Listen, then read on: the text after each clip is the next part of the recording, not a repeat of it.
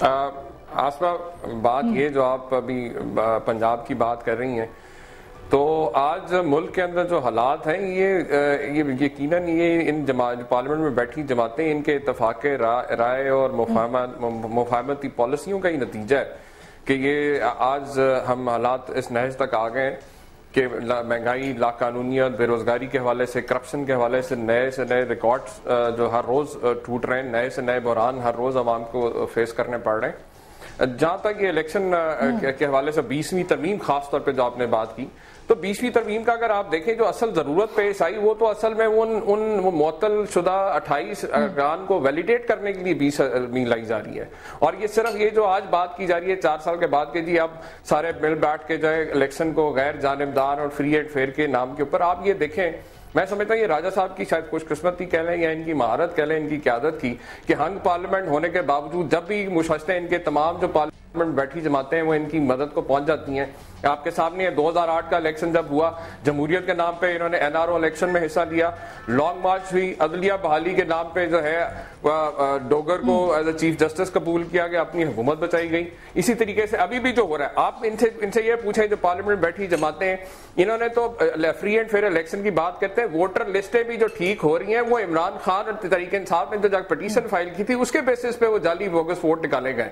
اور آج جن 28 ممبران کو یہ ویلیڈیٹ کرنا چاہ رہی ہیں 20ویں ترمیم کے اندر، یہ وہ لوگ ہیں جو اسی بوگس ووٹر لسٹ اور ایک الیکشن کمیشن نامکمل ہونے کی وجہ سے ان کو معطل کیا گیا۔ آج جب یہ بات کرتے ہیں، دیکھیں سب کو یہ چیز واضح نظر آ رہی ہے، اور خاص طور پہ لاہور کے اندر جو 30 اکتوبر کا جو ایک تاریخی جلسہ تھا، اس کے بعد جو ایک تبدیلی کی جو ایک ہوا پورے ملک میں آئی ہے، اس سے یہ سٹیٹس کو کی فورسز جو ہیں یہ ساری جو ان ارتھ ہو گئی ہیں، ان نرو ہو گئی ہیں، اور آپ نے دیکھا کہ اب یہ جو لوگ کچھ عرصہ پہلے تک جو اپوزیشن کا ڈرامہ کھیل رہے تھے وہ آج پھر سے دوبارہ ری الائن ہو رہے ہیں، اور اب ہو کیا رہا ہے، جو کہہ رہے ہیں جی اتفاق رائے سے جو بھی غیر جانبدار جو سیٹ اپ بنانا چاہ رہے ہیں کہ جی سینٹر کے اندر پرائم منسٹر صاحب اپنی مرضی سے کر لیں، صوبے میں جو ہے وزیر اعلیٰ اپنی مرضی سے کر لیں، لیکن یہ بڑا جینوئن کویسچن ہے رانا صاحب، کیونکہ پارلیمنٹ سے باہر بیٹھی جماعتیں اس کے اوپر کنسرن ہے، ان سے سب ٹھیک ہے، یہ بالکل درست بات ہے کہ پی ٹی آئی نے، تحریک انصاف نے الیکشن سے بائیکاٹ کیا، نیچرلی جو پارلیمنٹ کے اندر جماعتیں ان کا رائٹ زیادہ بنتا ہے۔ اس وقت بھی بریکنگ نیوز یہ چل رہی ہے کہ 8.5 کروڑ ووٹوں کی جو لسٹ ہے اس کے اوپر کام ہو گیا ہے اور انتخابی فہرستیں تیار کر لی گئی ہیں۔ سو الیکشن سے پہلے رانا صاحب یہ سارے سوالات تو ان کا تو جواب دینا پڑے گا نا آپ کو۔ دیکھیں بات یہ ہے کہ ان سارے سوالوں کا جواب جو ہے جہاں تک تو ووٹر لسٹوں کا تعلق ہے، ٹھیک ہے عمران خان صاحب گئے ہیں سپریم کورٹ میں، بالکل انہوں نے اچھا قدم اٹھایا ہے، اور یہ ذمہ داری الیکشن کمیشن کی ہے۔ الیکشن کمیشن کا کام ہے کہ وہ ایک ایکوریٹ جو ہے وہ ووٹر لسٹ جو ہے وہ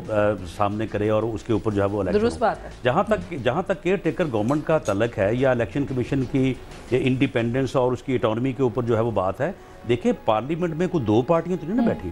پارلیمنٹ میں جو ہے وہ اس وقت یعنی کم از کم کوئی 8-10 کے قریب پارٹی جو بیٹھی ہیں، اور جب سارے لوگ مل کے بات کریں، چلے کوئی ایک آدمی غلط بات کر لے گا، 2 کر لیں گے، 3 کر لیں گے، جب سب مل کے بات کریں گے تو میں سمجھتا ہوں کہ اس کے اوپر اعتماد ہونا چاہیے کہ وہ ایسا آدمی جو چیف منسٹر یا پرائم منسٹر یا الیکشن کمیشن ایسے طریقے سے منتخب ہوگا تو وہ یقیناً ہمارے ملک میں بہت اچھے لوگ ہیں جن کے اوپر سب کو اتفاق ہو سکتا ہے۔ بالکل ٹھیک ہے، ایک چھوٹی سی بریک لے رہے ہیں، بریک کے بعد واپس آئیں گے، اس حوالے سے مزید بات کریں گے۔ کیا پی ایم ایل این اس لیے بھی استعفیٰ نہیں دے رہی کہ پنجاب کے اندر جو نگران حکومت بنے گی اس کے اندر ان کی کنسلٹیشن یا ان کا اتفاق ہوگا؟ ایک چھوٹی سی بریک، ملتے ہیں بریک کے بعد۔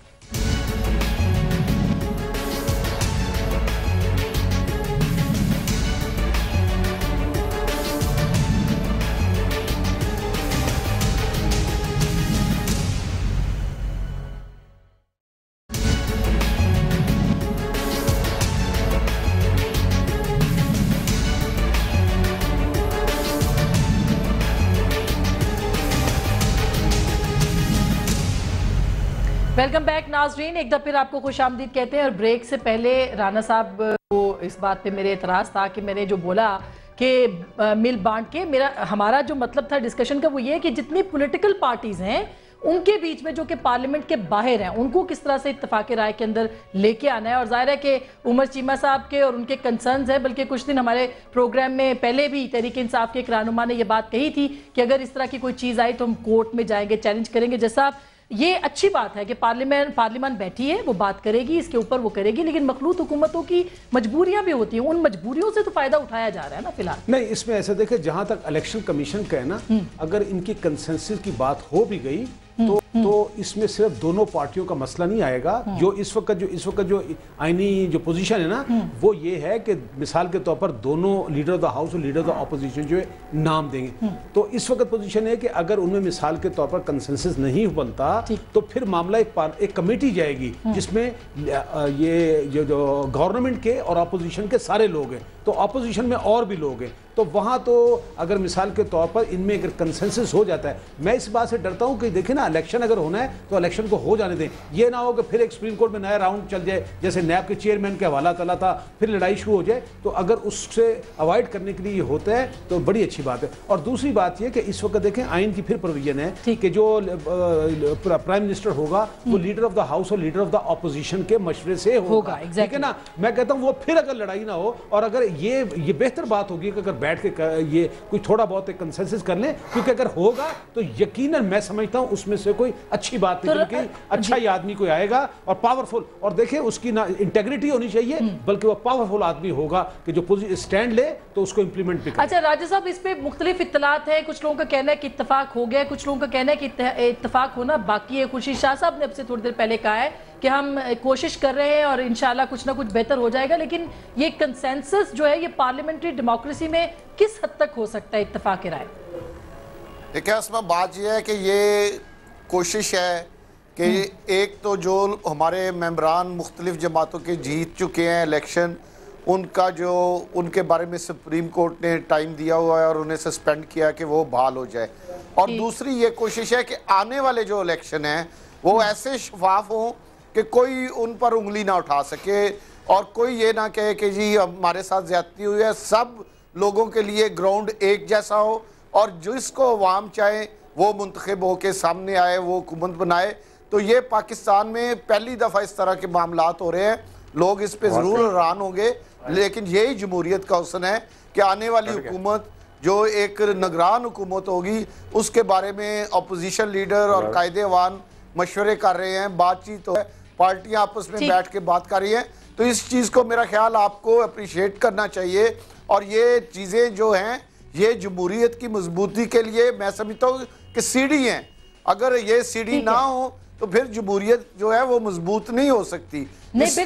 بالکل پاکستان کی عوام اس پہ اپریشیٹ کرتے ہیں۔ موین قریشی جو ہے نا کنسنسس سے ہوئے تھے، ویسے بتا دوں آپ کو۔ اچھا وہ بھی موین قریشی جیسا معاملہ تو نہیں ہوگا؟ نہیں وہ کنسنسس سے ہوئے تھے۔ اچھا رانا صاحب ٹھیک ہے، اچھا اس کے اوپر اتفاق تھا موین قریشی صاحب پہ، لیکن آپ بتائیے کہ جو پارلیمنٹ سے باہر بیٹھی جماعتیں ان کو آپ کس طرح سے اعتماد ملیں گے؟ کوئی آل پارٹیز کانفرنس ہوگی یا ان کو یہ بتایا جائے گا کہ یہ صوبہ پنجاب میں ہم حکومت لے کے آ رہے ہیں، یہ کمشنر لگا رہے ہیں، یہ عملہ بھرتی کریں گے، کیا کریں گے اس کے اوپر؟ دیکھیں ہمارے درمیان تو یہ ہماری پارٹی میں یہ انڈرسٹینڈنگ ہے کہ جو نام ہم دیں گے پرائم منسٹر کے لیے بھی اور چیف منسٹر کے لیے بھی،